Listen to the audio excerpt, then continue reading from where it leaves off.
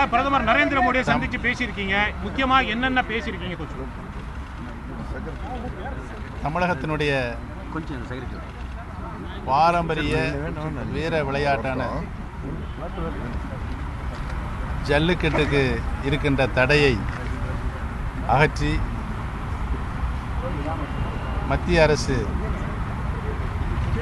ஒரு அவசர சட்டத்தை கொண்டு வர வேண்டும் என்றும் மாண்புமிகு பாரத பிரதமர் அவர்களுக்கு நான் கடிதத்தின் வாயிலாக தொடர்பு கொண்டு கேட்டு சந்திப்பதற்கும் நேரம் ஒதுக்கி தர வேண்டும் என்று நான் கேட்டிருந்தேன். அனைத்து இந்திய அண்ணா திராவிட முன்னேற்றக் கழகத்தினுடைய பொதுச் செயலாளர் மாண்புமிகு சின்னம்மா அவர்களும் தமிழகத்தில் ஜல்லிக்கட்டு நடத்துவதற்குரிய அவசர சட்டத்தினை மத்திய அரசு கொண்டு வர வேண்டும் என்ற கருத்தினை வலியுறுத்தி கழக பொதுச் செயலாளர் மாண்புமிகு சின்னம்மா அவர்களும் மாண்புமிகு பாரத பிரதமர் அவர்களுக்கு கடிதத்தின் வாயிலாக கேட்டுக்கொண்டார்கள். மேலும் தமிழகத்தில் ஓராண்டு பெய்ய வேண்டிய 2 பருவமழையின் மூலமாக கிடைக்க வேண்டிய மழையின் அளவு மிக குறைந்த அளவே நமக்கு கிடைத்தது. அதன் காரணமாக தமிழகத்தில் ஒரு கடுமையான வறட்சி ஏற்பட்டிருக்கிறது என்பதனையும் தமிழகத்திலே இருக்கின்ற 32 மாவட்டங்களிலும் 50% மேற்பட்ட வறட்சி நிலை இருக்கிறது என்பதனையும் வறட்சி நிவாரண நிதியாக அனைத்து நிலைகளிலும் 39,565 கோடி ரூபாய் என்ற அளவிற்கு கோரிக்கை மனு ஒன்று தயார் செய்யப்பட்டு அரசு அதிகாரிகளால் தயார் செய்யப்பட்டு மாண்புமிகு பாரத பிரதமர் அவர்களுக்கு 3 தினங்களுக்கு முன்பாக வருவாய்த்துறையினுடைய CRA அவர்கள் கொண்டு வந்து டெல்லியில் இங்கே மாண்புமிகு பாரத பிரதமருடைய அலுவலகத்தில் தந்துவிட்டு சென்றிருக்கின்றார்கள். இவைகளெல்லாம் கருத்தில் கொண்டுதான் இன்றைக்கு மாண்புமிகு பாரத பிரதமர்கள் காலை சந்திப்பதாக எனக்கு நேரம் ஒதுக்கி தந்து நானும் இன்றைய தினம் மாண்புமிகு பாரத பிரதமர்களை சந்தித்து தமிழகத்தில் தடை செய்யப்பட்டிருக்கின்ற ஜல்லிக்கட்டை தமிழகத்தினுடைய பாரம்பரியமான உரிமையை வீர விளையாட்டை மீண்டும் நடத்துவதற்குரிய சட்ட திருத்தத்தை மத்திய அரசு கொண்டு வர வேண்டும் என்று வலியுறுத்தினேன்.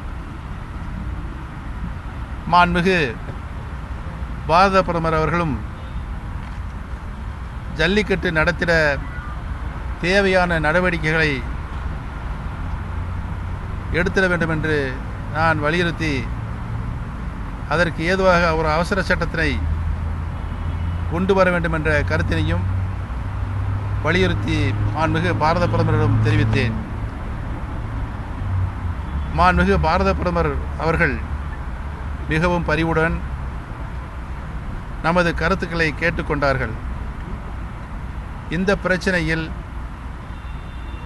தமிழ்நாட்டின் உணர்வுகளுக்கு மிகுந்த மதிப்பளிப்பதாக மாண்புமிகு பாரத பிரதமர் அவர்கள் தெரிவித்தார்கள். தமிழருடைய உணர்வுகளை நான் முழுமையாக மதிக்கின்றேன்,